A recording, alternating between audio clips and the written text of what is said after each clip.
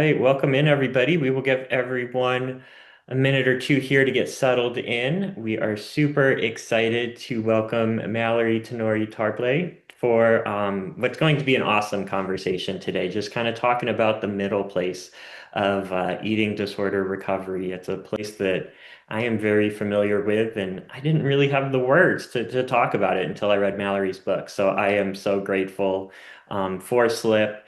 I'm excited to hear more about what it's been like since the book came out. And this is just going to be a really, really great conversation today. I'm also excited I guess, first of all, I'll introduce myself. I'm Jason Wood. I'm the Director of Community Engagement here at ANID. You all probably pretty much know me at this point if you've been to any other ANID events. But I'm also really excited to introduce everyone to Caitlin, who is interning with the team this year. And Caitlin is going to be joining me in co-hosting the event. So thanks so much, Caitlin. Of course, I am so happy to be here. I just finished the book not too long ago and I absolutely loved it. So I'm so excited that you invited me on all this. Awesome. Well, thanks for joining us. And for anybody who follows Andit on social media, all the amazing graphics are made by Caitlin. So now you've got a face to the name. But without further ado, I'm going to go ahead and pass it off to Mallory. Mallory, would you like to go ahead and introduce yourself and tell us a little bit about the work you've been up to? Sure. Well, thank you so much for having me. And to everyone in the audience, thank you for being here.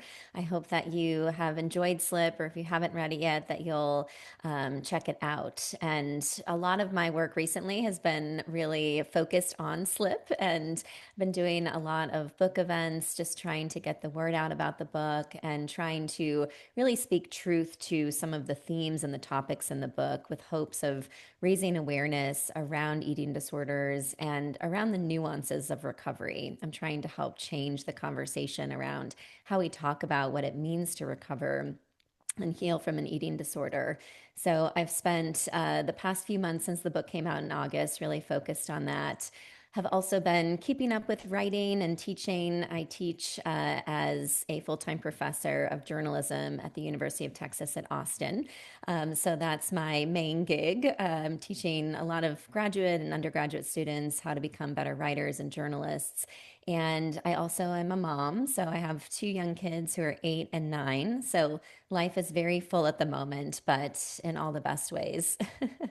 Amazing. Well, thank you so much for taking a little bit of time out of that busy schedule to join us today. So I'll pass it off to Caitlin to kind of get the conversation started here. Yeah. So my first question is, how do you define the middle place in recovery, especially for those recovering later in life? Yeah, it's a great question. So, my book is titled Slip: Life in the Middle of Eating Disorder Recovery. And I really wanted to be able to explore this middle place, as I call it, which is essentially this name that I've given to this liminal gray space between acute sickness and full recovery. So, it is a space where recovery is possible, right? I never want people to think that I am talking about the middle place from this context of recovery not being possible. It's really rooted in the idea that recovery can happen, but it is imperfect, it is messy. It is a middle space where slips happen, but progress is always possible. And I have lived in this middle place for many, many years, right? Almost 20 years. And I sometimes think the middle place is thought of as this very temporary space. And yet, for many of us, it's a place that we inhabit for years, sometimes decades, sometimes for a lifetime. And so I want to be able to destigmatize this place, which, for one, is often not talked about in eating disorder recovery circles. And two, it can sometimes be a place that is stigmatized. Some people who live in this place either don't have the words to describe it or sometimes feel ashamed that they're not fully recovered, that they haven't overcome their eating disorder, especially if they're later in life and think, well, by now I should be over this thing. But living in the middle place is really about giving ourselves grace and recognizing that often we slip when we are actually trying to make choices in service of recovery, because you can't slip if you're standing still. So, if we can reshift and reframe our thinking around that word slip, which is why I titled my book by that name, then I think we can actually make more meaningful progress in our recovery. I love that. I heard in another talk you talked about what the word slip actually means. Could you share that with everybody real quick? Yeah, so as a writer, I love just learning about the etymology of words. And the word slip actually comes from the kind of Middle English word slippin, which means to move forward softly. So that is a really beautiful way of thinking about slips. We so often think of slips as something that is kind of to be ashamed of, something that's stigmatizing. And yet, if we reframe our thinking around them, we can actually then figure out how do we have this slip? Why did we have it? And how do we get back up again now? Once I've started speaking more truth to slips, I've realized that it's easier for me to actually talk to people I trust about these slips and then get them out in the open. Because when we're silent about our slips, that is what often leads those slips to turn into slides and perhaps relapses. Yeah, and that connection is so important. So how has connecting with others in this middle place impacted your life and recovery journey? So, for a long time, I thought I was the only person in this place. I was treated for anorexia nervosa in the late 90s, early 2000s, and spent most of my teenage years in and out of treatment.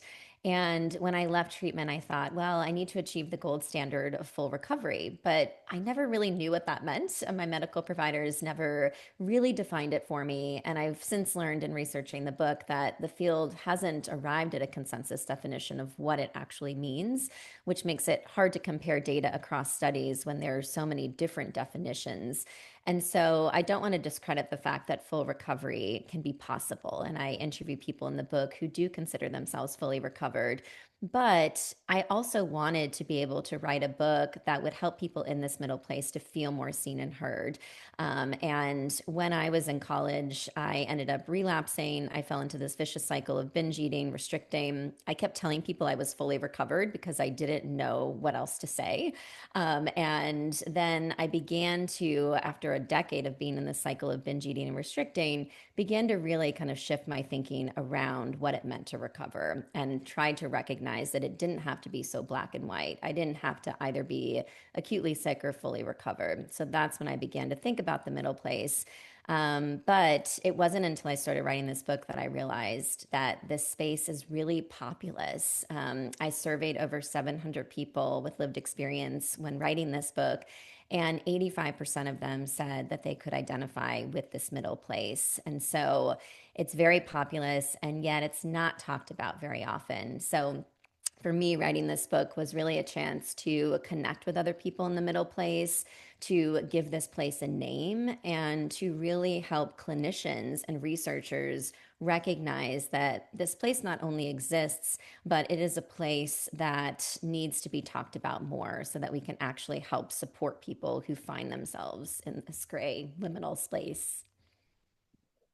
Thank you. I know that just as Jason said, I've definitely connected to it and finding a name for it, like you said, it's kind of this unheard spot where you're not really sure, and being able to kind of have a name and somebody who you can relate to is so helpful to realize you're not alone in this middle place.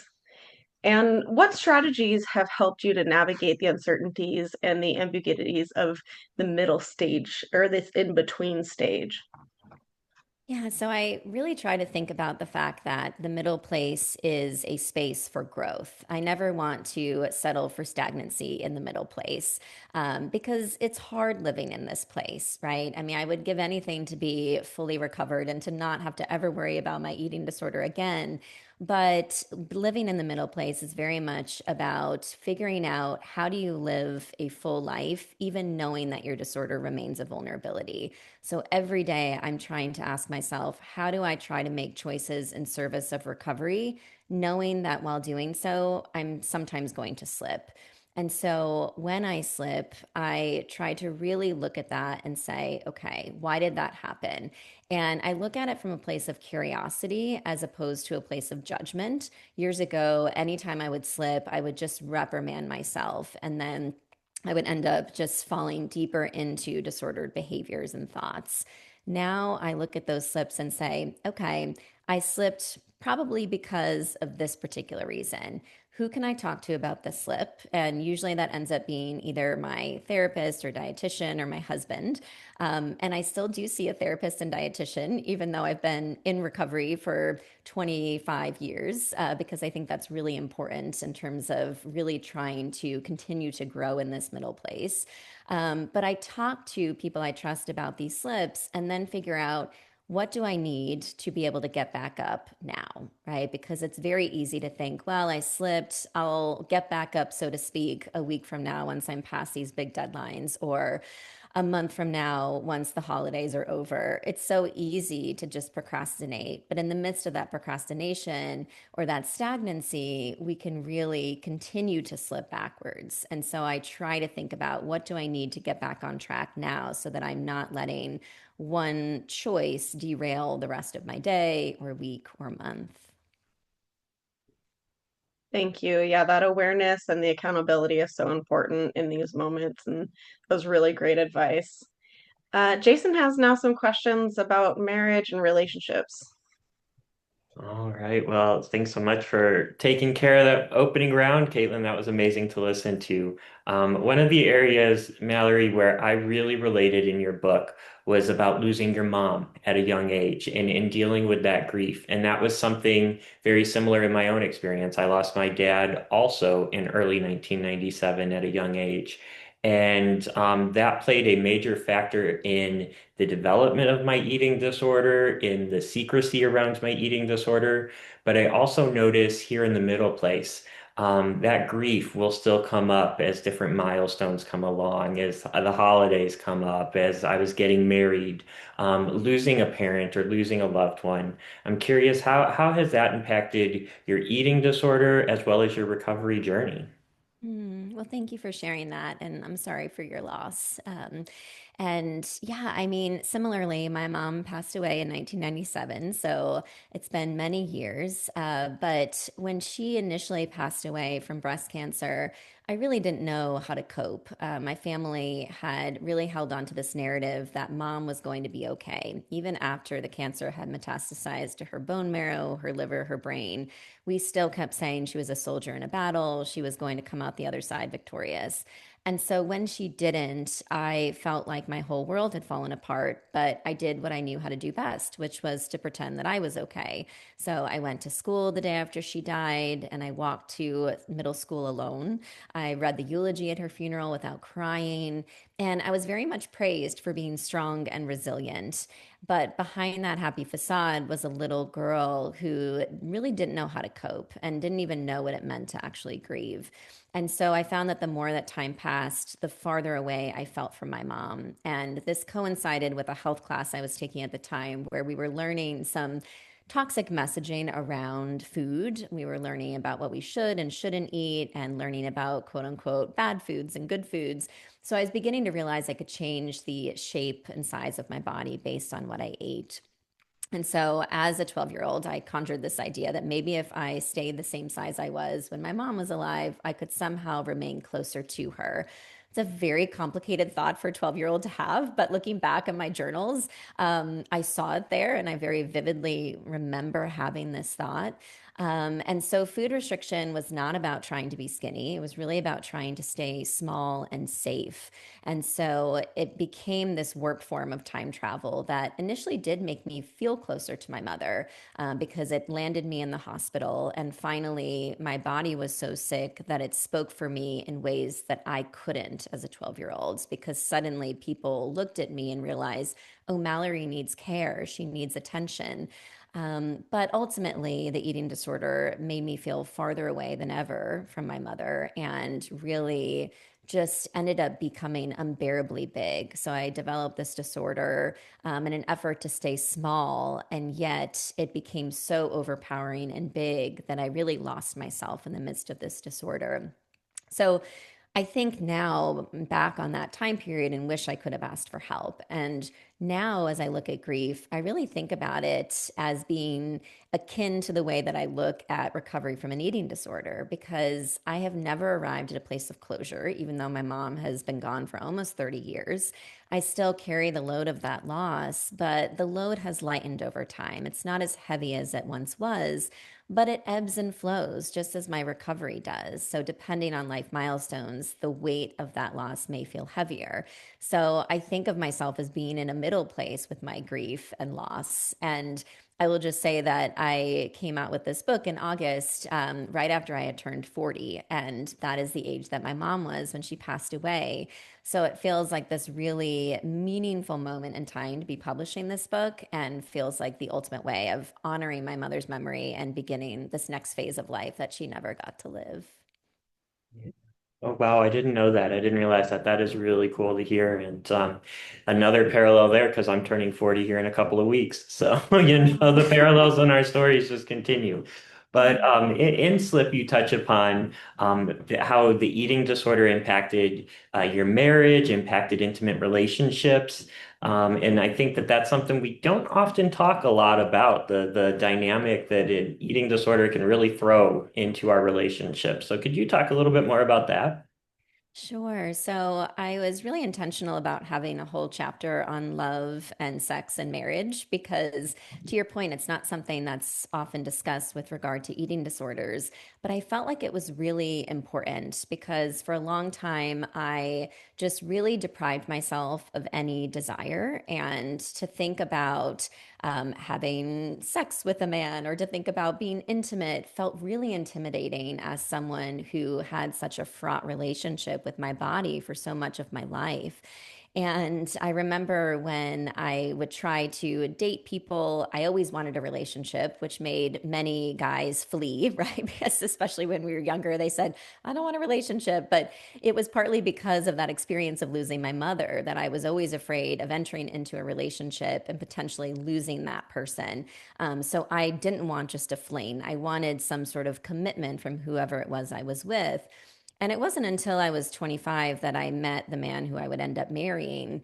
And I thought that he would run for the hills once he found out that I had lived experience with an eating disorder and that I was still in my recovery because at that point in time, I was still in the midst of really kind of being in the earlier stages of the middle place. I was there, but I wasn't as far along as I am now. And I remember being nervous about telling him, but ultimately he felt like someone I could really trust. On our first date, he talked about losing his dad in a motorcycle accident when he was 14. And that ended up helping me to open up about my mom. And so I told him about the eating disorder and recovery. And he responded by saying that he thought that it was so wonderful that I was in the place that I was in my recovery and that I could be open and honest about that. And he really encouraged that openness and that honesty. And he, in many ways, just helped me to see my own inner strength.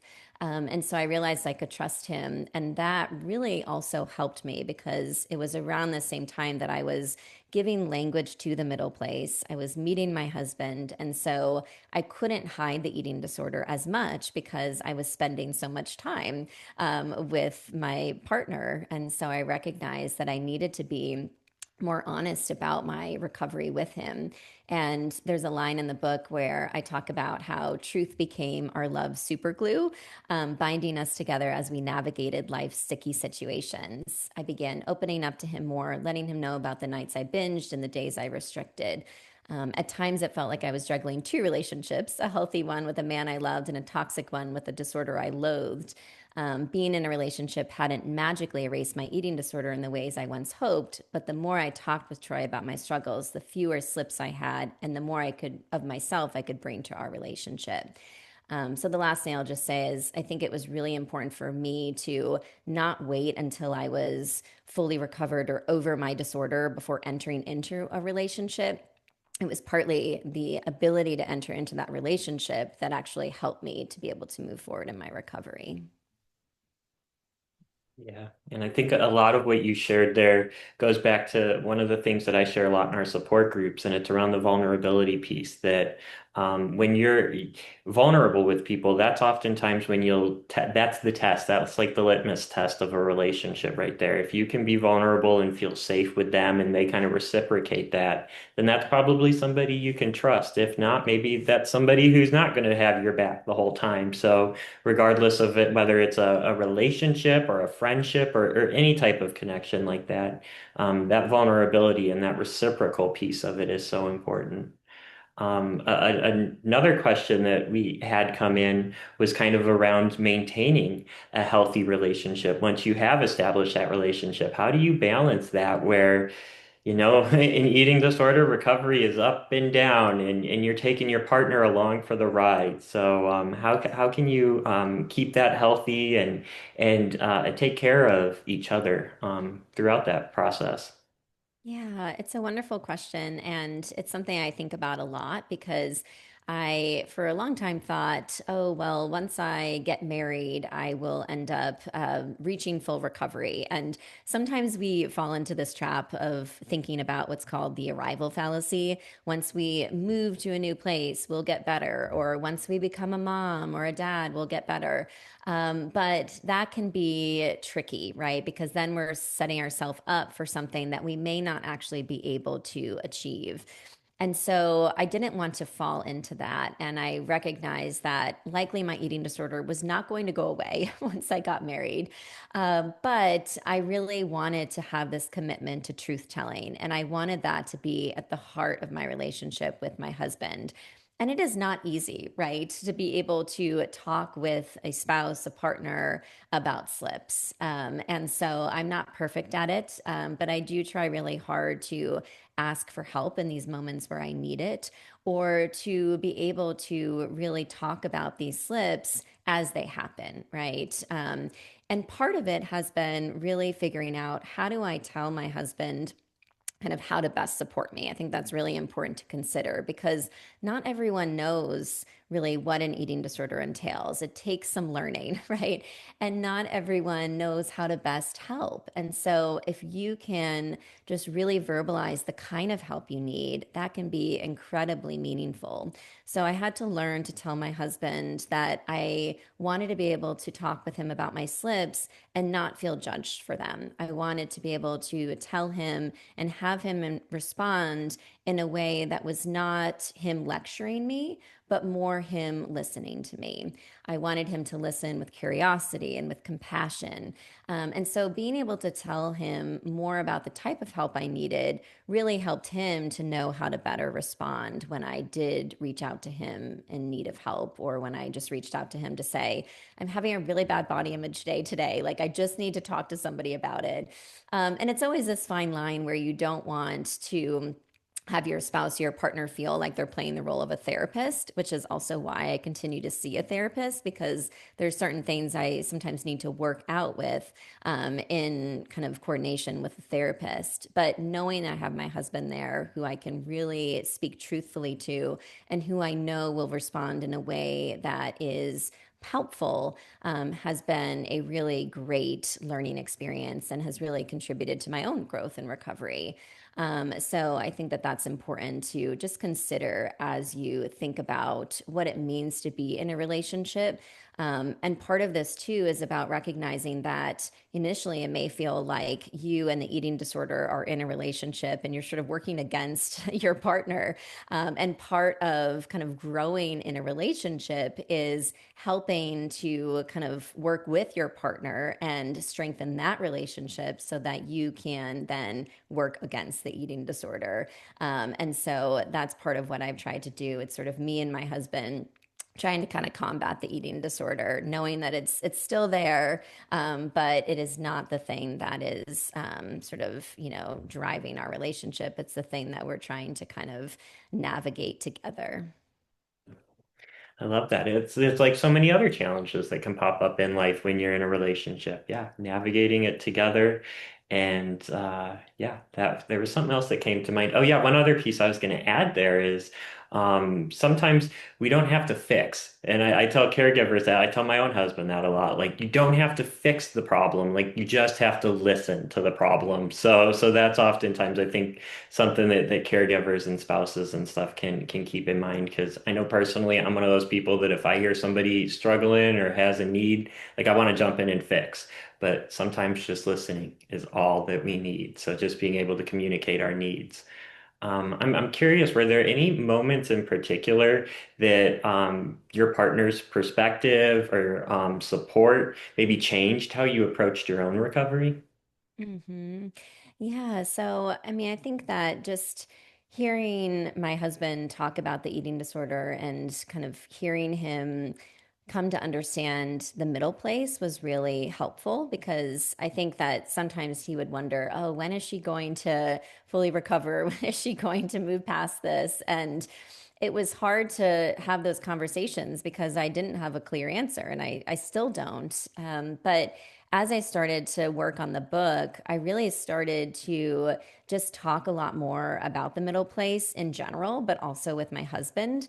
And we developed this shared language for talking about recovery. And I think that that was really helpful to be able to kind of both reframe our thinking around what it looked like for me to be in recovery as a fluid state and not this fixed state. So that was helpful for me. It was also helpful for me to just hear him kind of talk about the parts of the eating disorder that confused him, right? Where he would say, I just don't get this, or I just don't get that. And to be able to talk with him more about kind of the thoughts that were running through my head, or talk with him even more about the research that I was learning from the book, and kind of figuring out how do we educate each other in terms of how to best talk about this and how to best support each other. And it was also helpful for me too in those moments where he would say, like, this is really hard or this is like frustrating, right? And so to be able to speak truth to that was really powerful. But there was one moment where we were out at a restaurant and my husband said, oh, he said, there are calories all over this menu, right? And he said, I just want to let you know that before you open it up. He said, do you want me to read off the menu items for you? And I said, yeah, that would be really helpful. And so now we do that all the time because even though I'm far along in my recovery, still when I see calories tied to menu items, I find that the disorder dictates my choices as much as I wish that weren't true. So the fact that my husband recognized that and can now just sort of read those menu items off to me is a great example of how he has stepped in to help and how we have been able to kind of just find ways to work against the eating disorder together in those moments.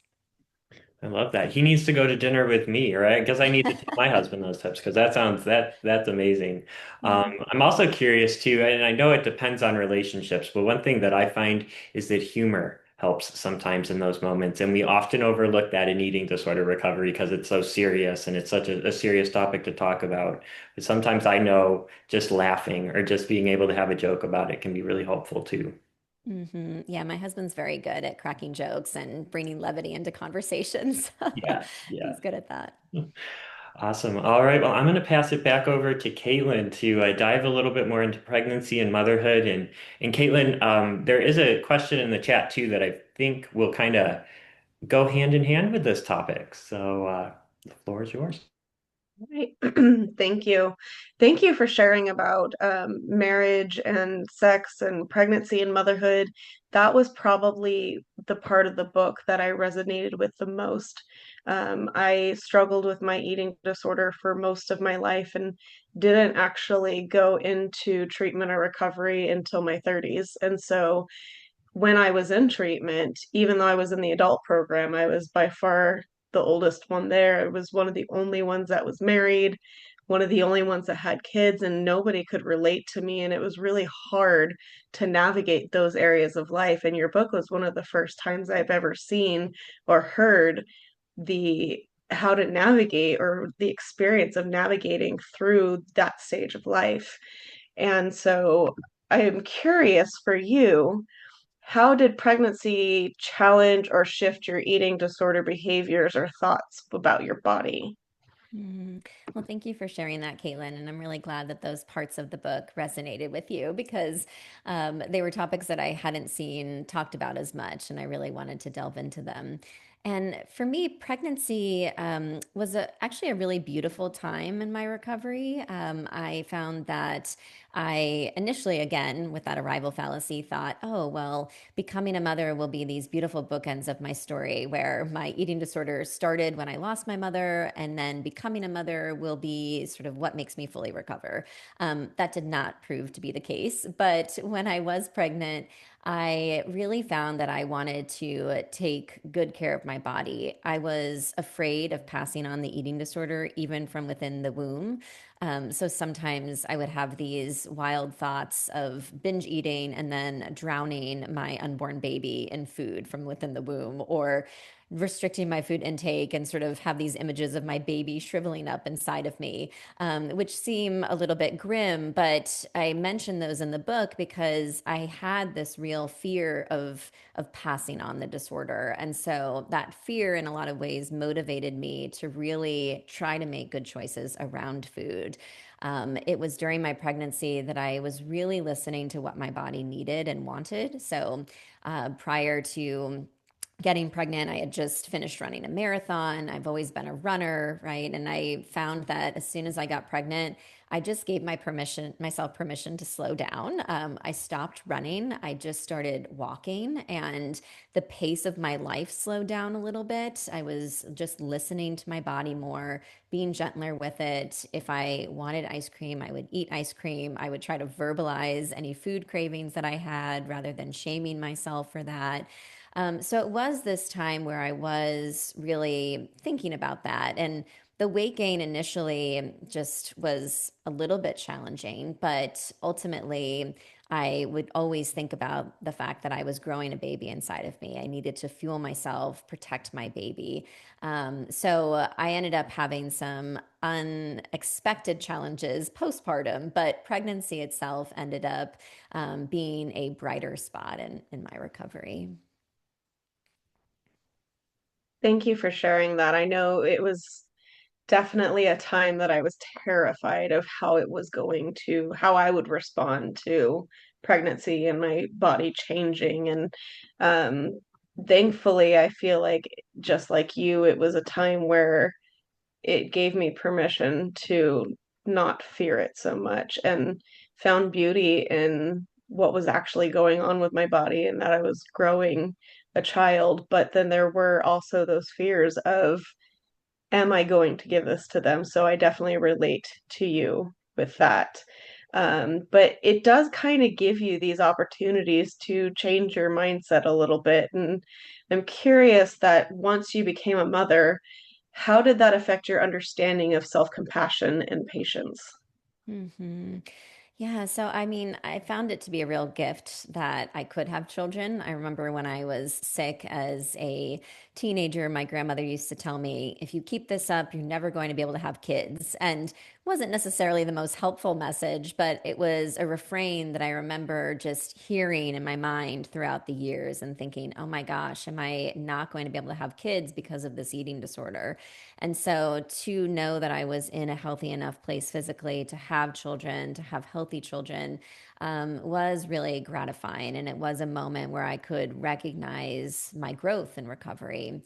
It also, in a lot of ways, helped me to just recognize that I wanted to be able to set good examples for my children around food, even when they were really young. And sometimes I feel like I parent with a mix of hope and hypocrisy. I always hope that my children will never develop an eating disorder because I would never wish an eating disorder on anyone, let alone my own children. But I talk with them about, just kind of wanting to look at food as fuel. And I want them to really have this healthy relationship with food that's not fraught. And yet I tell them these things knowing that in many ways my own relationship with food and my body is still fraught.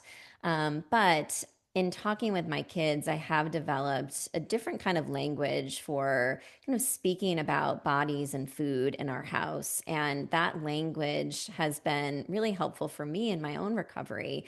I talk with my kids about the fact that, their bodies are worthy of taking up space and that their bodies are not ornaments but instruments that help them to move through the day, and food is that fuel that helps them to move. It gives them energy. And so we talk about how all bodies are worthy of respect, no matter how big or small, no matter how short or tall. And for my daughter's ninth birthday, not too long ago, I gave her this mirror, and it was in the shape of a flower.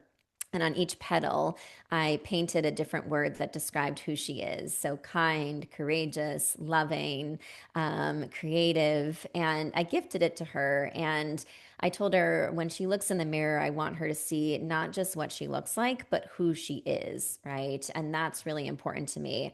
I don't expect either of my kids to love their bodies unconditionally, but we talk a lot in our house about how do we treat our bodies with respect? How do we appreciate our bodies and what they do for us? So I share this messaging not just with my daughter, but also with my son, knowing that boys and men also struggle with eating disorders. Sometimes people say, "Oh, you worried about your daughter getting an eating disorder?" And I say, I worry about it for both my kids all the time, every day, right? Not every minute of every day, but it's something I'm always thinking about. So being a mom has really shifted my own thinking around kind of how I talk about food, how I talk about bodies. And I will say it's helped, right, in terms of just the language I use for myself when talking about it. Yeah, I feel like having kids has created a whole new world for me in recovery. It's no longer me focusing on myself, but now I have these two little humans that I am like viewing the world through a whole different lens of this recovery. And with that comes, I think, a lot of blessings, but so many worries and fears at the same time. And it is a very unique situation. Have you found any unique struggles or insight that you've encountered as a parent in recovery? Yeah, so I mean, I'll go back in time just a little bit because one thing I talk about in the book is just some struggles that I had postpartum. So I fell into this cycle of obsessively pumping breast milk. This was not something I had anticipated, but I found that after giving birth, I was fearful that my children would not have enough food. I felt the pressure of knowing that their food supply relied solely on me.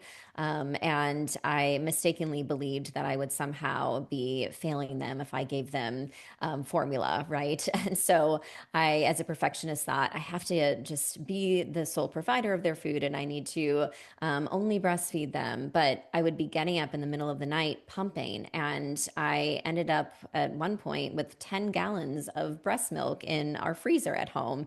And I wrote a story about this for the Dallas Morning News, talking about how I donated all this milk to the local milk bank.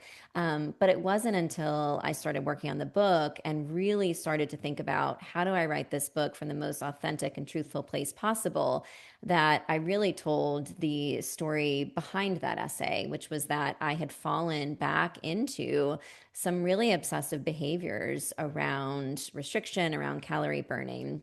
And so I wanted to kind of explore this more and ended up trying to see if there was any research on this and found that there was about one research paper talking about how obsessive compulsive disorder can be very prevalent among women postpartum. And some women with a history of eating disorders will fall into this behavior pattern around obsessive pumping and breastfeeding. And I talked with the researchers behind this, and they said that oftentimes this is just not talked about because it runs contrary to the message that breast is best. And I wanted to put this in the book not as a kind of trigger, but more so to just really be able to talk about this reality that we don't often discuss. And I will say that since the book came out, I've had so many women in their 30s, 40s, 50s who have said, I thought I was the only one, right? That happened to me where I was very quietly, obsessively pumping and didn't talk to anybody about it because I was ashamed. I thought I shouldn't be doing this as a mom. So that was a challenge for me as a parent that felt unique. But now that the book has come out, I've realized that it's not unique. It's just a challenge that we don't often talk about. I'm glad you brought that part up because that is something that I also was able to relate to. And you're right, I've never seen or heard anybody talk about that. And it's such an important aspect of motherhood that I think needs to be talked about. Before I go on to my next question, as Jason mentioned, we did have a question in the audience that I'd like to share. Reagan asked, how would you advise a parent who has an 11-year-old, a child, who is now in outpatient therapy for AN? What is the one piece of advice you would give a parent trying to support a child who isn't even hit adolescence with a daughter going through this? I have no tragedy to tie to the diagnosis, but genetic predisposition and environmental factors. Well, thank you for that great question, and I can only imagine how hard that must be as a parent watching your child struggle with that.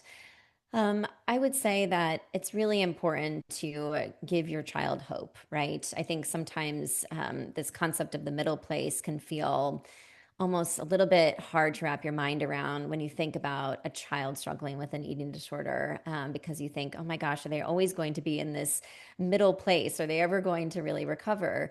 And I think that the messaging that can come from that is this idea that you want to help your child to recognize that recovery is imperfect, and you want them to know that you are a safe space that they can turn to in these moments where they may be slipping.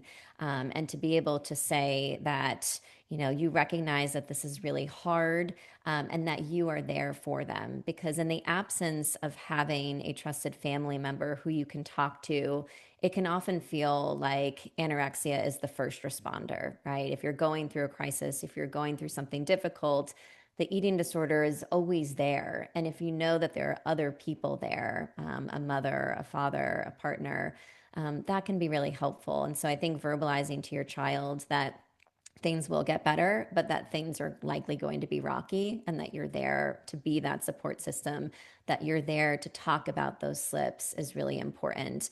And even using that word slip, I don't think we use it often enough, but to be able to say, that you're probably going to slip sometimes. Like, let's talk about what some of those slips might be and how we can work together to help you to get back up. So I think that that's really important to just develop more shared language for talking about the imperfections of recovery. I will also say too that the earlier someone receives treatment, the better the long-term prognosis. So it's always good to just know that when a child is struggling, that they actually are in treatment, right? Because a lot of times, if people are just kind of struggling throughout their teenage years and not getting treatment, that can make it that much harder. So it sounds like as a mom, you're doing all the right things in terms of, getting your daughter in treatment, trying to help her. But I think being that safe space is a great kind of first step to consider. Thank you for answering that question. We also have Nancy who was asking questions about, from what I remember, you said your kids are 8 and 9. Mhm. I have a 7 and 9 year old, so very similar ages, and I definitely relate to this question because it's kind of a stage I'm in right now of how and when do we talk to the kids about our own eating disorder history? Is this something that you've already done? And if so, how have you kind of approached that? Yeah, it's something I think about a lot. And so initially, when I was working on my book, I didn't want to tell my kids what it was about. And I would even whisper anorexia at the table if I was talking about it with my husband, right? Or I would say ED.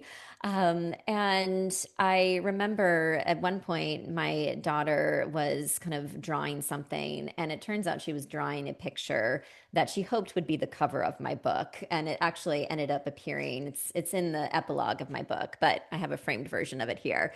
But this was what she had drawn, and it was based off of a picture of me and my mom, because my daughter thought that my book was about my mom, and my son thought the same thing. And so they were not wrong, because in many ways the book is about losing my mom. But I didn't really want to tell them about the eating disorder until the book was about to come out. So it felt odd to me to know that this book would be on shelves and that all these people would be reading about my story, and yet my kids wouldn't necessarily know what it was about.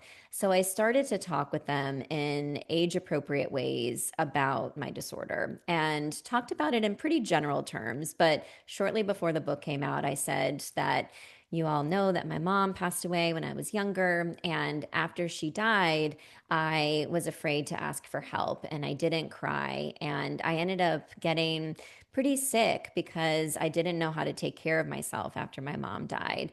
And I ended up in the hospital because I wasn't eating well, I wasn't taking care of my body, and my body got really weak, and I had to go to the hospital and get care.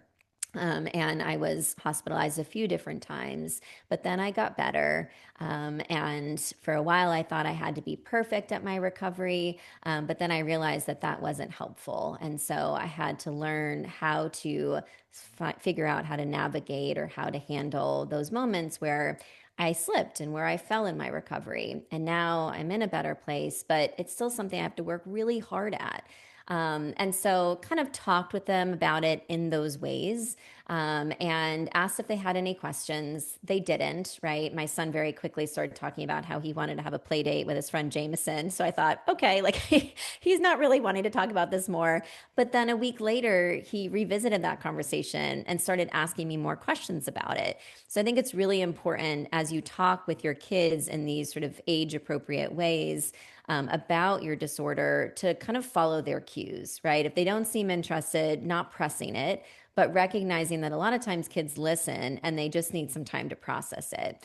And so then kind of following their cues. And if they are asking questions, then responding to those, right? And kind of helping them to understand it more. You never want to scare your kids, right? So there's no way I would have started talking about all the specifics of my behaviors, for instance, with my kids. But I wanted them to at least have a general sense of what it was about and to let them know how scary it was to kind of have this eating disorder. And I have started using that term with them so that they know more about what it is. And I will just say too that, I hope one day my kids will read my book. One of my favorite authors, Anna Quinlan, has said that writing is the gift of your presence forever. So I hope that they learn from my story, that they will one day read it. But at this early age, I don't think it's appropriate for them to read it. But the older they get, I think the more I'll be sharing my story with them.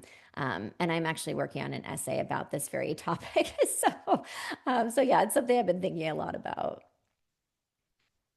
Thank you for sharing, and I'd love to read that essay when you're done because that's definitely a stage of life where we're at where it's like, are they too young? Are they ready to hear this? And kind of talking to them about, what mom has gone through. Yeah, and I also think too that I would prefer that my kids learn about eating disorders from me than from a magazine article or from a friend at school or someone else, right? As someone with lived experience and as someone who cares so deeply about them, I want them to hear about it from me first. And so that is why I no longer whisper anorexia at the table, right? If I'm talking about my book, for instance, with my husband, I use those words so that they at least can kind of familiarize themselves with those words, and so that they can know that if they have questions, mom is that safe space, right? They can talk to mom about it if they have questions about their body or the way they look, or if they hear other people talking about eating disorders, they know that they don't have to quietly question what that means.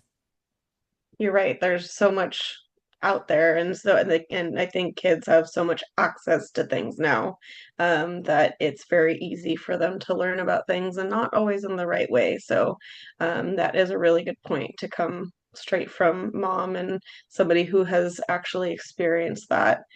Now, things that are not talked about as much, kind of circling back to the beginning, as we mentioned, is this idea of eating disorders and recovery within marriage, sex, pregnancy, motherhood. Why do you feel like it's so rare for this to be talked about? Yeah, I mean, I think that it's partly rare because we've had such limited language for talking about recovery. And very often we kind of have this expectation that people should and can arrive at full recovery and that it's possible for everyone. And so I don't want to discredit the fact that, yes, it is possible, but I think it also can make people feel really silenced when they have been struggling with an eating disorder for a long time and they're just not all better. I think that this is also particularly true for people who are kind of older, right? Maybe they never received treatment. I mean, lots of people who are in their 50s, 60s, and older were struggling at a time earlier on in life where there just wasn't really much of an option. There weren't that many treatment centers for eating disorders. Eating disorders were not talked about very much. And so there are a lot of people who never actually really got care. And so for them to be in the middle place is, I think, a huge achievement, right? To be able to get to a place where they're in recovery, but still working through it because there are many individuals who never got that care. I think too that for individuals who are living in larger bodies or who recover into larger bodies, it can almost be unfair to just say, well, you have to fully recover. Because in a lot of ways, our society is a hard one to recover into because it is so steeped in fat phobia and diet culture. And to kind of expect people to fully recover and kind of not have any sort of bad body image days or any fraught relationship with food can feel unrealistic in some ways. And there may be people who are thinking, well, that's not what full recovery is. Like, I'm fully recovered and I still have bad body image days, and don't want to preclude the fact that that's possible. But I think that what I'm trying to get at here is this idea that when we only have full recovery as the sole option for thinking about healing from an eating disorder, it can make us feel like we're failing if we are falling short of that. And so, as a writer, I really believe there is this semantic expanse between acute sickness and full recovery. And there's this widening of words that would serve us all so much better if we could really figure out how do we talk about recovery and define it for ourselves. And so, maybe the middle place is not what you want to call it. Maybe there's some other phrase or word that you find helpful to describe where you're at in recovery. And what I want to try to do is really empower people to just find the words to talk about where they're at in recovery and to define it for themselves rather than feeling like they're limited in terms of the ways they talk about it. And I have found as a woman who's 40 years old that the middle place is most appropriate for me, especially as someone who, has gone through these unexpected challenges around sex and marriage and pregnancy, and who will in the next decade be experiencing menopause, right? I mean, I think that I have to recognize that, there are potential triggers, and especially anytime there are transitions involving bodily changes, we have to be cognizant of that. And so for me, thinking about being in the middle place is just more reassuring because it helps me to recognize that, okay, I may have these slips during these transitions, and that's okay, right? The goal is growth, and the goal is progress, not perfection. Thank you so much. Yeah, it's good that you're talking about it because as you've mentioned, there's so many people that can now relate and realize that they're not alone in these stages of life or in the middle place. And so it's really great that you kind of opened the narrative for that. Now I'm going to pass it over to Jason. He's got just some questions to kind of round us out. All right, awesome. Yeah, I got to thinking about it. Slip is really building a community. I have talked to so many people who have been impacted, and we've connected through those books. So thank you for starting these conversations, Mallory. One of the questions you kind of already touched upon it, but what's something that we as a recovery community and as an eating disorder treatment field can do better to support those who are in the middle place? Yeah, well, thank you for that. I really want this book to create communities of support. And so it's just like music to my ears to hear that you're finding that to be true. And so For one, I would really encourage clinicians and the field as a whole to try to stop using the terms quasi and pseudo recovery. So, very often, those terms are used to describe people who are better, but not all better. And so, I found those terms to be really pernicious because they made me feel like I was somehow faking my recovery or that it wasn't real. And we use those terms a lot. I mean, there have been moments where I've told people about my book and they've said, "Oh, so it's a book about quasi recovery." And I've thought, no, it's not what it's about, because really it's about reframing our thinking around what it means to be better, but still live with the imprints of your disorder. And so I think that the middle place is a much more strength based way of talking about this gray liminal space that so many of us find ourselves in. So I would really try to think about how do we shift the verbiage away from those terms of quasi pseudo recovery and lean in more toward this kind of strength based, life giving terminology around the middle place. And recognize that, again, this is not to kind of preclude the fact that full recovery can happen, because there may be individuals who end up kind of spending many years in the middle place, but then eventually do arrive at a place where they feel more fully recovered. So it's not a place where it's sort of, there's this kind of expectation that you're always going to be in this space. I personally have found that this is the space where I live, right? But I think it's always important to just be thinking about how do you work toward more recovery. And that's an expression that I use a lot, this idea of trying to make choices in service of recovery and choosing more recovery each day. And that could be a very small choice. Maybe it is you're buying the whole milk yogurt instead of the fat free yogurt. That is you choosing more recovery. And I think more recovery day by day can lead to a fuller expression of it. Yeah, I love that. I love that. Before we get to the last question here, I kind of got another question that's a little off topic, a little bit, I guess. But I'm curious, from your journalism writing background, what was it like to write a book about your own story? Because I know so often you're supposed to remove yourself from the story. So what was it like to be in the story this time?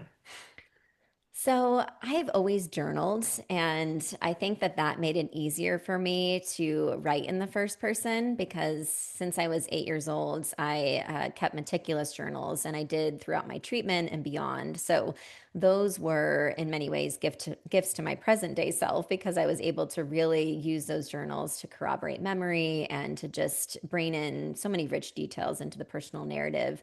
But it was definitely a shift, right? Because as a journalist, I do report on other people's lives. And to really delve deeply into my own was challenging at times. But I had published personal essays along the way, but I always felt like those personal essays were only telling partial truths, because very often I was writing them from the perspective of someone who was seemingly over my eating disorder.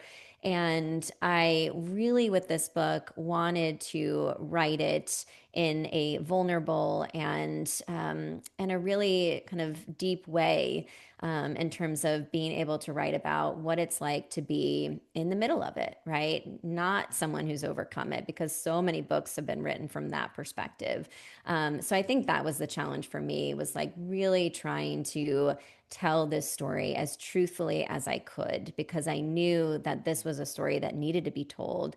And in 2020, I'd written an essay for the New York Times about kind of slipping when I got COVID and when I lost my sense of taste and smell, and how that was triggering for me. And it was the first time that I really kind of wrote openly about slipping in that way. And I got so many responses from people who said this was so relatable. And so that to me was the sign of, okay, I should really lean into this in the book. And that's right around when I was really starting to work on the book in earnest.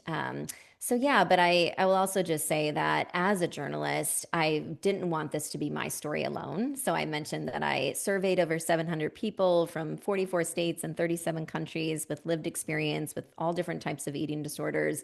And I interviewed 175 survey respondents, clinicians, and researchers, so that I could really make this a comprehensive book that would be accessible and that would open up lots of points of relatability for all different people struggling with all different types of eating disorders.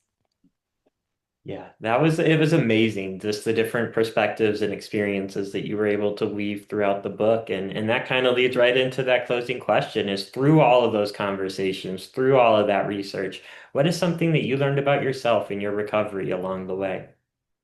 Yeah, well, for one, I learned that in some ways it feels like an act of courage to write a book about being in the middle of eating disorder recovery because societally we tend to prefer narratives with people who prevail over their eating disorders or over their struggles. And so to write this from the perspective of someone who's still in the midst of it felt bold in some ways, but it also really helped me to just feel proud of myself, right? As cheesy as that sounds, I oftentimes kind of think about, oh my gosh, I've been in this middle place for so long. How do I still have so far to go? But this helped me to recognize how much better I am than I was from the earlier chapters of my book, and how much I have been able to really kind of develop language for this place in eating disorder recovery. So, in a lot of ways, it helped me to just have more self compassion. And I think too that a lot of times there were moments where I would read research and it would just help me to have so much more empathy for young Mallory. I remember, for instance, I was kind of doing some research on the neurobiology of eating disorders, and I was learning about how, when adolescents are beginning to establish their adult identity, there are all these connections that are formed in the brain. And to make these connections, the brain relies on white matter, which is made up of something called myelin.